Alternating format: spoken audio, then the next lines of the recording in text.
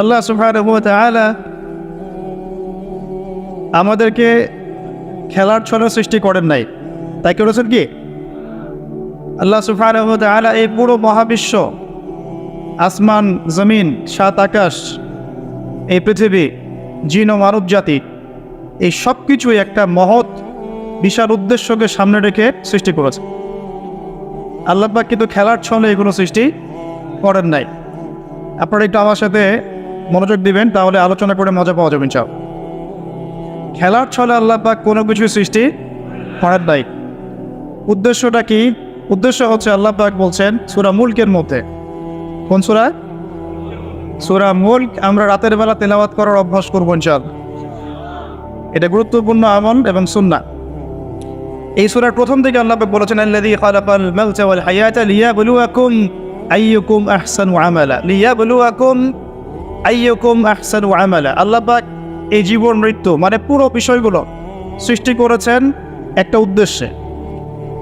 উদ্দেশ্যটা হচ্ছে লিয়াবলুয়াকুম আইয়ুকুম আহসানু আমালা। আল্লাহ পাক দেখতে চান আমাদের মধ্যে আমলে শ্রেষ্ঠকে। আল্লাহ পাক দেখতে চান আমাদের মধ্যে আমলে আহসানকে। আহসান শব্দটা কি? আহসান।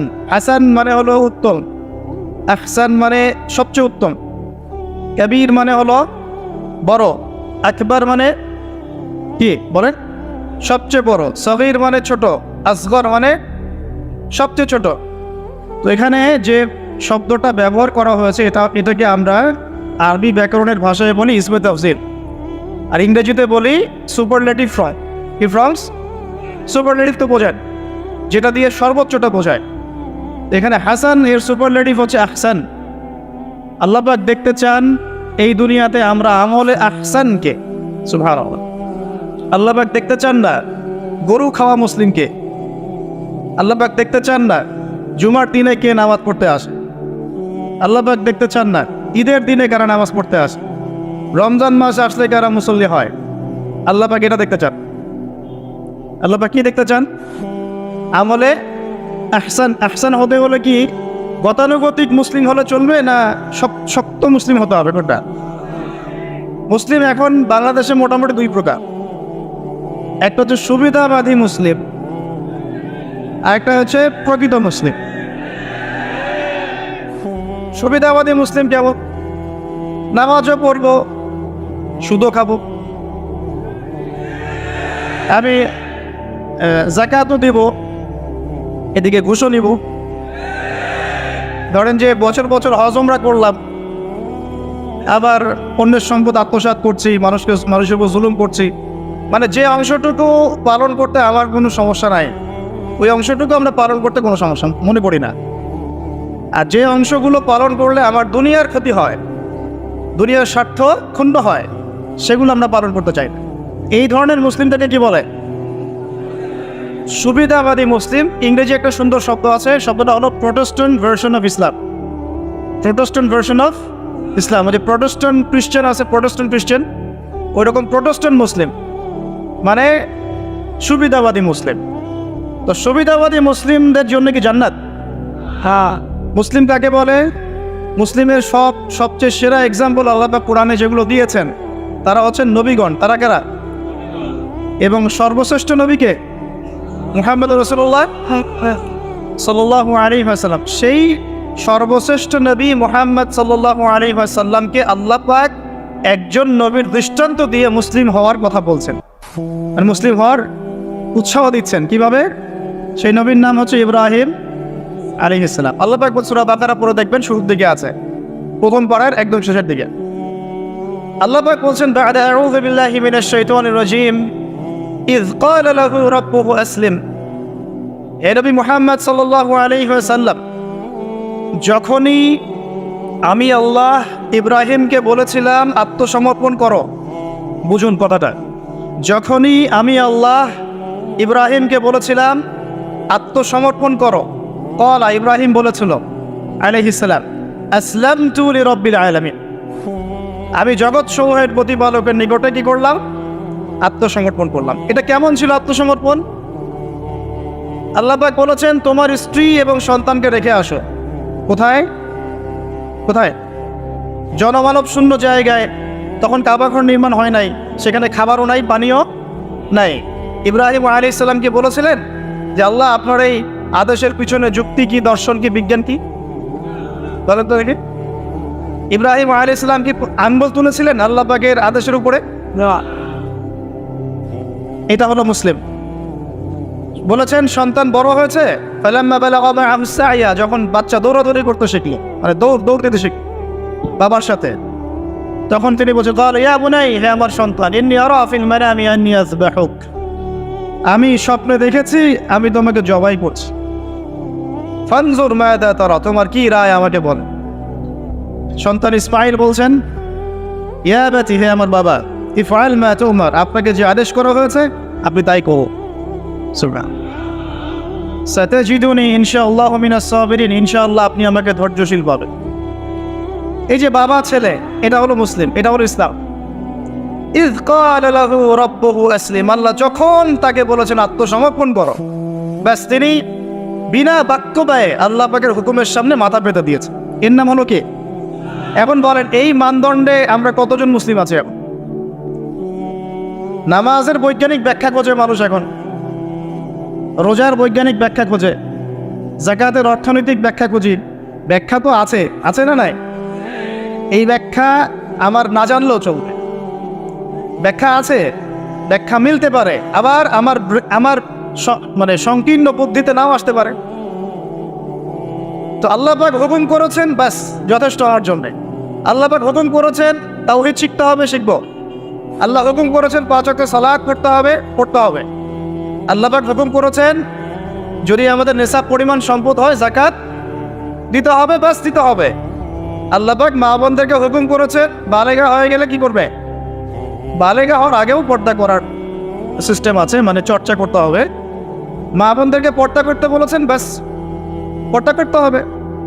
আল্লাহ পাক বলেছেন সামর্থ্য হয়ে গেলে হজ করো, আল্লাহ পাক আমাকে আপনাদের সবাইকে হজ করার তৌফিক দান করো, হজ করবে। আল্লাহ পাক বলেছেন যেখানে জুলুম হচ্ছে একে প্রতিহত করো, করতে হবে। প্রতিহত করার অর্থ এই নয়, প্রতিহত করার অর্থ কি? প্রতিহত করার কয়েকটা অর্থ থাকে। সামর্থ্য থাকলে হাত দিয়ে, সামর্থ্য থাকলে কি দিয়ে? আপনার কি সে সামর্থ্য আছে? ব্যাস নাই। ওয়াইল্লাম ইয়াস্তাতি, যদি না পারো ফাবি কি লিসানিহি, ফাবি লিসানিহি, জবান দিয়ে কথা বলেন। আপনার কথা বলার স্বাধীনতা নাই? আছে তো? সত্যি আছে? আচ্ছা, তাহলে জবান দিয়ে বলবেন।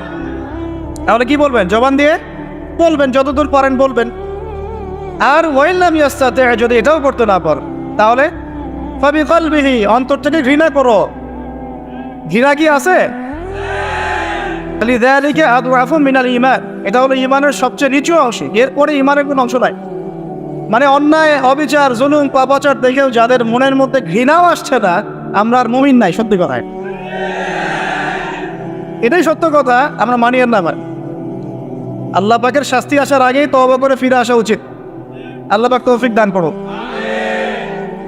তো ইসলাম বোঝাচ্ছিলাম যে দেখুন, যখন আল্লাহ পাকের যে হুকুম চলে আসবে তার সামনে আত্মসমর্পণ করার নাম কি? ব্যাস এই হলো ইসলাম। এখন বলেন সত্যিকার অর্থে আমাদের সমাজে এই সুবিধাবাদী মুসলিমদের সংখ্যা বেশি না প্রকৃত মুসলিমদের সংখ্যা বেশি? আল্লাহ পাক বলেছেন আমাদেরকে প্রকৃত মুসলিম হতে। আল্লাহ পাক দেখতে চান, এই সৃষ্টির উদ্দেশ্য কি? আল্লাহ দেখতে চান সবচেয়ে শ্রেষ্ঠ মুসলিম কারা। সুবহানাল্লাহ, আল্লাহ পাক আমাদেরকে শ্রেষ্ঠ মুসলিম হওয়ার তৌফিক দান। এখন এই কাজটা তো সহজ না। কাজটা কি সহজ? কাজটা কিন্তু এত সহজ না। তো কাজটাকে সহজ করার জন্য আমরা আল্লাহর তৌফিক কামনা করি। আল্লাহ পাক আমাদের সবাইকে তৌফিক দান করুন। সর্বপ্রথম আল্লাহ পাক আমাদেরকে দান করুন আল্লাহ পাকের রহমত। আল্লাহ পাক আমাদেরকে দান করুন আল্লাহ পাকের মারেফত, আল্লাহ পাকের দ্বীনের বুঝ, নেক হায়াতের মধ্যে বরকত এবং সঠিক বেঠিক ভালো মন্দ বোঝার ক্ষমতা এবং হক চিনে গেলে তার উপর অটল থাকার তৌফিক। আল্লাহ পাক আমাদের সবাইকে এগুলো দান করুন। এখন আজকের যে কথাটা বলতে চাচ্ছি যে আমরা যদি আমাদের জীবনটা কাজে লাগিয়ে আল্লাহ পাকের রেজামন্দি হাসিল করতে চাই, সমকালীন ফিতনাময় প্রেক্ষাপটটা আরও কঠিন বেশি। আগের প্রেক্ষাপটটা যতটা কঠিন ছিল আস্তে আস্তে প্রেক্ষাপট কি হচ্ছে, আরও কঠিন হচ্ছে। যেমন পুরো বিশ্বের ক্ষমতা একসময় মুসলিমদের হাতে ছিল, এখন আছে কি? পুরো বিশ্বের অর্থনৈতিক চালিকা শক্তি একসময় মুসলিমদের হাতে ছিল, এখন কি আছে? পুরো বিশ্বের আপনার বিজ্ঞান প্রযুক্তি বলেন, সামরিক বিষয়গুলো বলেন, সেনাবাহিনী বলেন, হ্যাঁ, রাষ্ট্রীয় কাঠামো বলেন, খেলাফা বলেন, যত বড় বড় কথা শব্দগুলো, এগুলো একসময় মুসলিমদের হাতে ছিল। কাদের হাতে ছিল? এখন কি পুরো বিশ্বের কন্ট্রোল মুসলিমদের হাতে আছে? পুরো বিশ্বের অর্থনৈতিক কন্ট্রোল আছে? পুরো বিশ্বের পলিটিক্যাল কন্ট্রোল, পুরো বিশ্বের এই যে বড় বড় অস্ত্রশস্ত্রগুলো মুসলিমদের হাতে আছে? মিডিয়াগুলা, প্রযুক্তি। তো এখন প্রেক্ষাপট তাহলে আরও বেশি জটিল। তার উপরে আবার সামাজিক ফিতনা আছে, বেপর্দার ফিতনা আছে, সমকামিতা আছে, পর্নোগ্রাফি আছে, জুয়া আছে, কিশোর গ্যাং আছে, মাদকাসক্তের সয়লাভ আছে, বেপর্দা নারীদের সয়লাভ আছে, আছে না? মিডিয়ার প্রোপাগান্ডা আছে, জুলুম আছে, কত কি আছে। তো এই সব কিছু মিলায় এই যুগে তো চলা আরও কঠিন কিনা, এই যুগে চ্যালেঞ্জটা আরও কঠিন কিনা। এজন্যই এরকম একটা যুগের কথা বলে নবী সাল্লাল্লাহু আলাইহি ওয়াসাল্লাম সুসংবাদ দিয়েছেন আমাদের। কি সুসংবাদ? নবীজি বলছেন, ইন্না মিন ওয়ারাকুম জামানা সাবরিন, বলেন সাল্লাল্লাহু আলাইহি ওয়াসাল্লাম, তোমাদের সামনে একটা কঠিন সময় আসছে, কঠিন সময়। উদাহরণ দিতে গিয়ে নবীজি বলছেন সময়টা এমন কঠিন যে হাতের মধ্যে আগুন ধরাটা যতটা কঠিন, হাতে ঈমান ধরে রাখা অত কঠিন হবে। আগুন ধরে কঠিন না সহজ? আগুন ধরে কঠিন না সহজ? নিঃসন্দেহে কঠিন। তাহলে ঈমান ধরে রাখাটাও হবে ওই রকম কঠিন। তার মানে বুঝতে পারছি এখন আমরা যারা ঈমান নিয়ে চলাফেরা করার দাবি করছি কিন্তু ওই রকম হিট ফিল করছি না, তাহলে ঈমানও সমস্যা নাকি?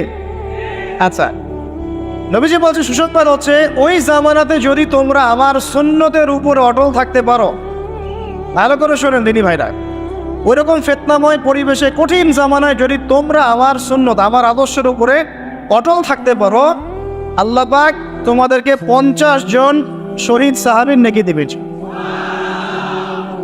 তাহলে আমাদের তো পথ পেয়ে গেলাম। আমরা কি এই সমাজ থেকে এখন পালিয়ে যাব?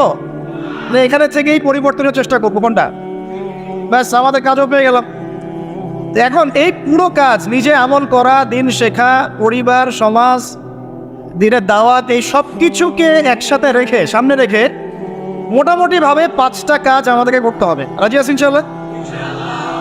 কয়টা কাজ করবো ভাই? আসলে বললে অনেক বলা যায়, কিন্তু এতগুলো আপনি মনে রাখতে পারবেন না। আর আমি একটা জিনিস আপনাদেরকে বলে দেই যে একদিনের ওয়াজ মাহফিল দিয়ে দিন কায়েম হবে না। কথা বুঝতে পারছেন? এই যে ওয়াজ হলো, আয়োজন হলো, আপনারা আসলেন, লেকচার শুনলেন, আমি আসলাম 8 ঘন্টা জার্নি করে, আবার 8 ঘন্টা জার্নি করে গেলাম, 1-1.5 ঘন্টা আলোচনা করলাম, এটাই সব কিছু না। এখানে আপনাদের নিবেদিত প্রাণ কিছু ভাই তৈরি করতে হবে, যারা এখানে দিনের মেহনত করবেন, দাওয়াতের মেহনত করবেন, শিক্ষা প্রতিষ্ঠান করে তুলবেন, একটা কমিউনিটি করে তুলবেন। এক কথা, একটা ইসলামী কমিউনিটি করে তুলবেন। এটা না হওয়া পর্যন্ত একদিনের মাহফিল দিয়ে কিচ্ছু হবে না। তারপর কি একদিনের মাহফিল করতে চান, না দিনের দাওয়াতের কাজ সারা জীবন করতে চান? কোনটা? আল্লাহ কবুল করুন। এই জন্যই বলেছি, এবার আরও অনেক কথাই বলেছি, সামনে আরও শুনবেন ইনশাআল্লাহ, যে এই রাতের বেলা এই যে সারা রাত জেগে জেগে ওয়াজ করা, 11টা 12টা 1টা, হ্যাঁ, এই সুন্নতটা চেঞ্জ করতে হবে। এই সুন্নতটা কি করতে হবে? চেঞ্জ করতে হবে। সর্বোচ্চ রাত 10টা যথেষ্ট। কারণ হচ্ছে এখান থেকে যদি বাসায় যাই, রাস্তায় তো আমার 4-5-6 ঘন্টা চলে যাবে, রাতের ঘুম নাই। এভাবে যদি দিনের পর দিন কেউ রাতে না ঘুমায়, শরীর ভালো থাকবে? ওই রকম সতেজ মাথা নিয়ে কি দিনের কাজ করতে পারবো? আর আপনারা রাত জেগে জেগে ওয়াজ শুনলেন, ফজরের নামাজ নাই, লাভ হলো? এজন্যে এবার অনেক মাহফিল আমি নিজেও ক্যান্সেল করে দিয়েছি। ভাই মাহফিল আমি এভাবে করতে পারবো না, আল্লাহর ওয়াস্তে মাপ চাই।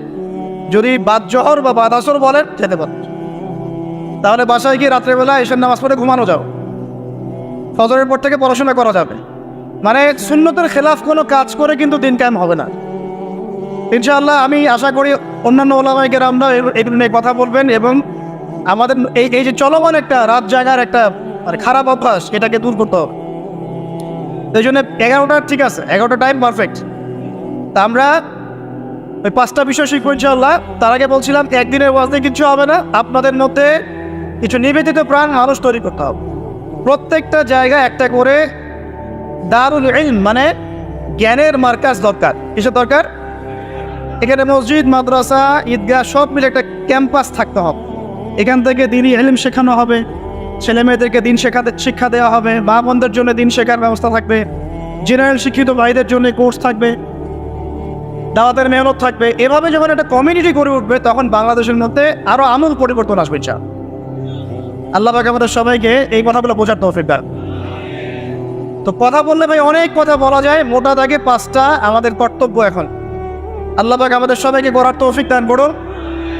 এক নাম্বার হচ্ছে দুনিয়ায় সফল হতে, পরকালে আল্লাহ রেজামন্দি হাসিল করতে এবং দ্বীন ইসলামকে আল্লাহর জমিনে বিজয়ী করতে সর্বপ্রথম আমাদের ঐক্যবদ্ধভাবে যে কাজটা করতে হবে সেটা হলো আল্লাহর দ্বীনের জ্ঞান শিখা, আল্লাহর দ্বীনের ইলম অর্জন করা। একদম মুখস্থ করে নেন আজকের লেকচার। কি অর্জন করা? ইলম অর্জন করা, দ্বীনি ইলম অর্জন। আপনি দুনিয়াবি ইলমে ডক্টর, ইঞ্জিনিয়ার, পাইলট, ব্যারিস্টার, জজ যাই হন, দ্বীনি ইলম অর্জন করতে। আপনি যেই হন না কেন, যে কেউ হন না কেন, দ্বীনি ইলম আপনাকে অর্জন করতে। কতটুকু অর্জন করতে হবে? কতটুকু? যতটুকু অর্জন করলে আমি শিরক চিনতে পারি, তাওহীদ চিনতে পারি, আমি সুন্নত চিনতে পারি, বেদাত চিনতে পারি, আমি হালাল চিনতে পারি, হারাম চিনতে পারি, আমি হক চিনতে পারি, বাতিল চিনতে পারি, আমি ঈমান ভঙ্গের কারণ জানতে পারি, আমি ওযু, গোসল, নামাজ, ইকামত, কালিমা, আমাদের এই যে বুনিয়াদি শিক্ষা, দ্বীন ইসলামের বুনিয়াদি শিক্ষা আমাকে অর্জন করতেই হবে। রাজি আছেন ইনশাআল্লাহ? বাংলাদেশের বহু মানুষ নামাজ ঠিক মতো পড়তে জানেন, বহু মানুষ ওযু করতে জানেন, বহু মানুষ ইস্তেনজাও করতে জানেন, আর বহু মানুষ কোরআন তেলাওয়াতও করতে জানেন। কোরআন তেলাওয়াত বিশুদ্ধ করে না শিখলে আপনি আজান দিতে পারবেন না, ইকামত দিতে পারবেন না, আপনি নামাজে দাঁড়িয়ে আল্লাহু আকবার বলে সানা পড়তে, সূরা ফাতিহা পড়তে, আরেকটা সূরা মেলাতে, রুকুর তাসবিহ, সিজদার তাসবিহ, তাশাহুদ, দুরুদ, মাসুরা এগুলো শুদ্ধ করে পড়তে পারেন। আর শুদ্ধ করে যদি না পড়েন অর্থ বিকৃত হয়ে যাবে প্রচুর। মানে আমরা তো নামাজকে কি যে বানিয়ে ফেলেছি, আল্লাহ মাফ করো, সুবহানাল্লাহ। মানে নতুন নতুন কত শব্দ বের করে ফেলেছে নামাজের মধ্যে। একটু অর্থের পার্থক্যের কারণে ঈমান কুফরের মতো অবস্থা চলে আসতে পারে। বিশুদ্ধ করে তাজবিদ সহকারে কোরআন তেলাওয়াত করে শিখতে হবে। প্রথমে আপনি মাদ্রাসায় যেতে হলে যাবেন, মক্তবে যেতে হলে যাবেন, প্রয়োজনে টিচারকে বাসায় নিয়ে এসে যদি পড়তে পারেন পড়েন, যেভাবে হোক আপনাকে কোরআন তেলাওয়াত শিখতেই হবে। আল্লাহ পাক তৌফিক দেন। আমরা নামাজের মধ্যে বলছি আলহামদুলিল্লাহ, আলহামদুলিল্লাহ রাব্বিল আলামিন। কি এটা? এটা কি পড়লেন? মন্ত্র? আলহামদুলিল্লাহ রাব্বিল আলামিন কি? আলহামদুলিল্লাহ। এই যে আলহামদু শব্দটা সঠিক করে উচ্চারণ করতে পারছেন অনেক। আলহামদু মানে সমস্ত প্রশংসা আল্লাহর জন্য। আলহামদুলিল্লাহ সমস্ত প্রশংসা। আলহামদুলিল্লাহ কি? আলহামদুলিল্লাহ মানে সমস্ত নিন্দা আল্লাহর জন্য। নাউযুবিল্লাহ। আমার কথাকে বিশ্বাস করছেন না? ওলামায়ে কেরামকে জিজ্ঞাসা করে, কুল হু আল্লাহু আহাদ এটা কি? কুল হু আল্লাহু আহাদ মানে কে? তো কুল মানে খাও, কুল মানে কে? কুল হু আল্লাহু আহাদ, বলুন তিনি আল্লাহ এক। শব্দের অর্থ আছে তো? এখানে পেশাব করিবেন না, করিলে এত টাকা জরিমানা। কমাটা যদি নায়ের পরে নিয়ে বসাই তাহলে এখানে পেশাব করিবেন না, করিলে। আপনারা কি মনে করেন যে আরবির এরকম সিকোয়েন্স নাই? বলছে কুলহু সূরা, সূরাটার নাম কি? কুলহু। কুলহু বলে কোনো শব্দ আছে? কুল একটা শব্দ, হুয়া আলাদা শব্দ। কুল হুয়া আল্লাহু আহাদ, কুল হুয়াল্লাহু আহাদ। এই তো আমরা কত ভুল করি পদে পদে। সামি আল্লাহু লিমান হামিদা আছে না? সামি আল্লাহ, আল্লাহ তার কথা শোনেন। লিমান হামিদা, যে তার প্রশংসা করে, না যে আল্লাহর প্রশংসা করে আল্লাহ তার কথা শোনেন। এন্ড আমরা শব্দ বানিয়েছি সামি আল্লাহ লিমান হামিদা। তো লিমান হামিদা কি শব্দ? লিমান হামিদা বলে কোনো শব্দ আছে? সামি আল্লাহু লিমান হামিদা, সামি আল্লাহু লিমান হামিদা। তো এই যে পদে, আমি বলতে গেলে নামাজ দিয়ে রাত পার হয়ে যাবে, পদে পদে পদে পদে আল্লাহু আকবার শব্দটা আল্লাহু আকবার, আল্লাহু আকবার বানিয়েছে। আকবার, আকবার মানে কি? অনেকের আজান শুনে মনে হয় যে গিয়ে একটা পিটন লাগাই দিয়ে, একামত শুনলে মনে হয় যে একটা পিটন লাগাই দেয়, কাতকা মাতিস সালা, কাতকা মাতিস সালা, এটা আবার কি? এগুলো কি মানে? এই যে এগুলো কেন হচ্ছে জানেন? একটাই কারণে, কারণ বিশুদ্ধ করে আমরা কুরআনুল কারীম তেলাওয়াত করা শিখছি না। তো দিন কায়েম করবে, দাওয়াতের কাজ, মেহনত, জিহাদ, ইকামতের দিন, কত বড় বড় কথা। আর বেসিক এই কোরআন তেলাওয়াত করা শেখার নাম নাই। আমরা ইয়াংদের মধ্যে একটা সমস্যা দেখছি এখন, ফ্যান্টাসি। ফ্যান্টাসি ফ্যান্টাসি মানে আগে হয়তো মানে বিপথে ছিল, হেদায়েত পেয়েছে, ইসলামের দিকে এসেছে, এখন অনেক বড় বড় স্বপ্ন। মাশাআল্লাহ, স্বপ্ন দেখা ভালো, বড় বড় স্বপ্ন, বড় বড় ইচ্ছা। অনলাইনে বসে গরম করে ফেলছে একদম, ফেসবুক গরম, ইউটিউব গরম, হ্যাঁ, ব্লগ দিয়ে ভর্তি গরম। কিন্তু বেসিক যে কোরআন তেলাওয়াতটা করা শিখবে সেটা ঠিক নেই। 3 মাস কোরআনটা তেলাওয়াত করা শিখবে একজন আলেমের কাছে নাই। একটা কোর্স লঞ্চ করে দেন 6 মাস, 6 মাস ক্লাস করবে না, প্রথমে 1 মাস ক্লাস করে পরেরটা নাই, 5 মাস নাই। এইভাবে ভাই দিনের হয়তো সামান্য কিছু খেদমত হতে পারে, সামগ্রিক পরিসরে ইসলাম বিজয়ী হবে না। এক কথায় আমরা যদি এই যুগের আবু বকর, ওমর, ওসমান, আলী রাদিয়াল্লাহু আনহুম আজমাইন হতে না পারি, তাহলে এই যুগের সেই ইসলামী খেলাফা বাস্তবায়িত হবে না।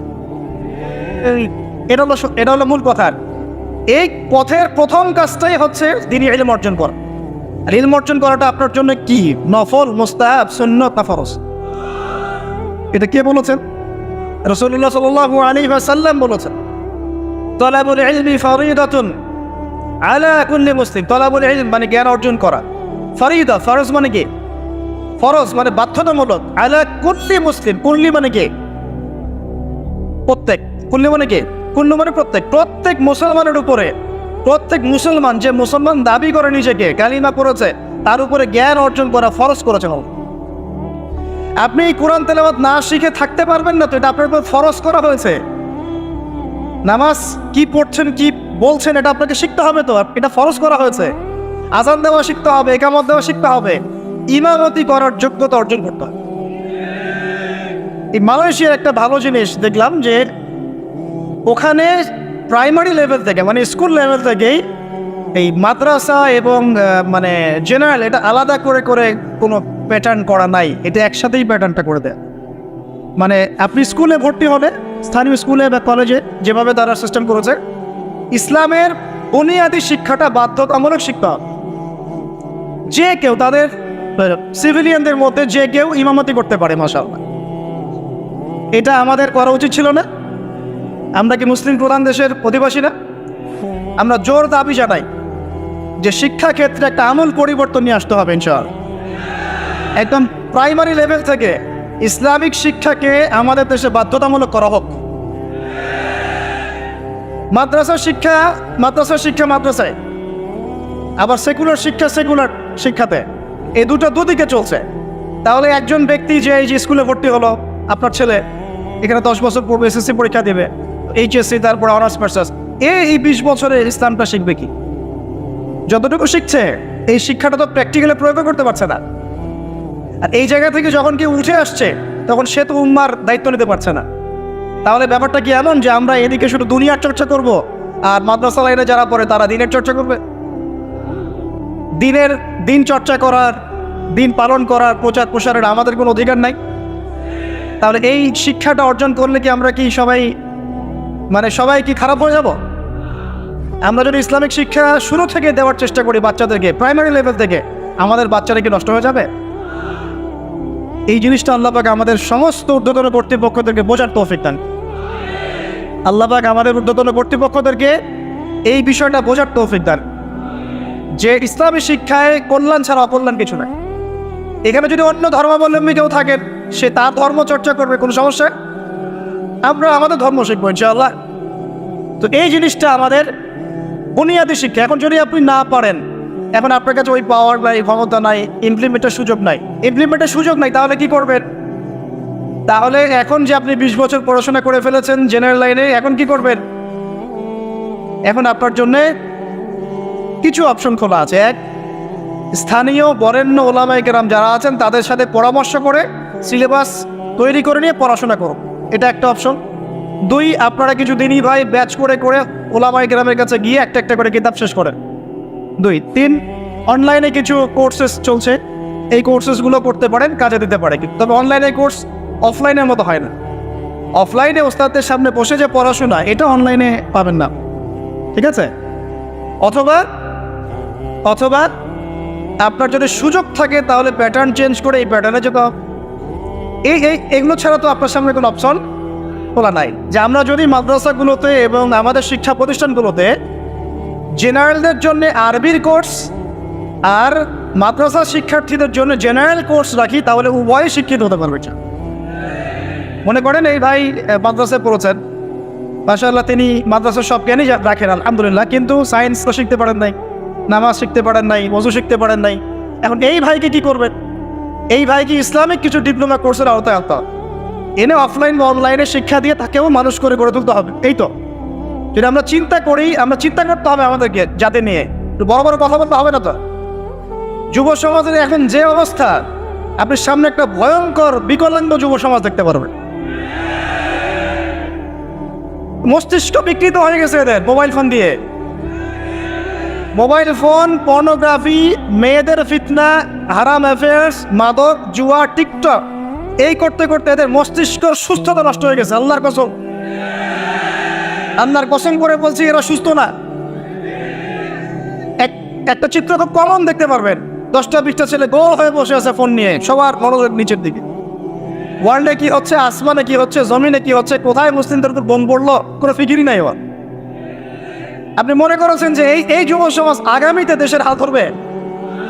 আমি অলফ করে বলতে পারি কোনোদিন দেশের উপকার করতে পারবে। আপনি নষ্ট করে ফেলছেন যুব সমাজ, নষ্ট করে ফেলছেন।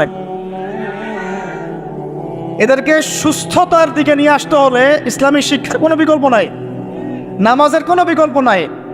এদেরকে সামাজিক কাজে লাগিয়ে দিতে হবে, সোশ্যাল কাজে, সামাজিক উন্নয়নমূলক কাজে, এই যে মানবতার সেবামূলক কাজে, প্র্যাকটিক্যাল কিছু কাজে, কিছু বানাও, কিছু করো, সায়েন্স নিয়ে ঘাটাঘাটি করো, কিছু প্রযুক্তি উদ্ভাবন করো, তোমরা কিছু করো।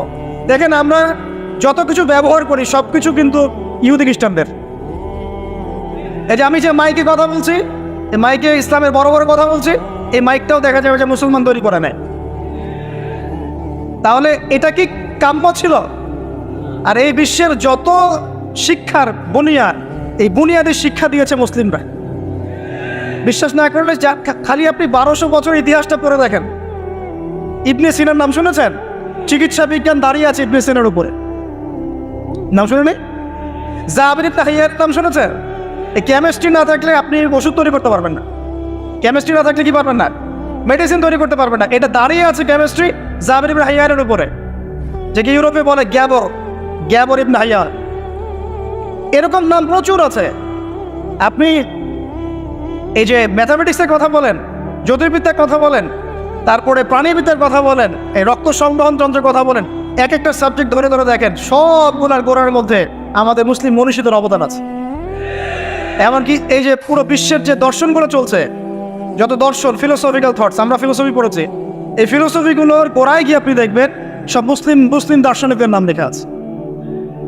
আমরা ইমাম গাজালির নাম জানি না, ইবনে রুশদের নাম জানি না। হ্যাঁ, আমরা অনেক কিছু জানি না, আসলে আমরা শেকড় ভুলে গেছে। বিশ্বাস করেন, আমরা এই যে প্রযুক্তি, মোবাইল ফোন, টিকটক, মেয়েদের পিছনে ঘুরতে ঘুরতে, অ্যাফেয়ার, বাইক চালানো, আমরা আমাদের জীবনের লক্ষ্যই ভুলে গেছি। আল্লাহ পাক আমাদের যুব সমাজকে তাদের জীবনের লক্ষ্য বোঝার তৌফিক দান করুন। ভাই, আল্লাহ পাক আপনাকে এমনি এমনি সৃষ্টি করেন নাই, আমাকে এমনি এমনি সৃষ্টি করেন নাই। আল্লাহ পাক চান আমাদের কাছে আমরা যেন তার দ্বীনের জ্ঞান অর্জন করি এবং এই জ্ঞান অনুযায়ী আমল করি।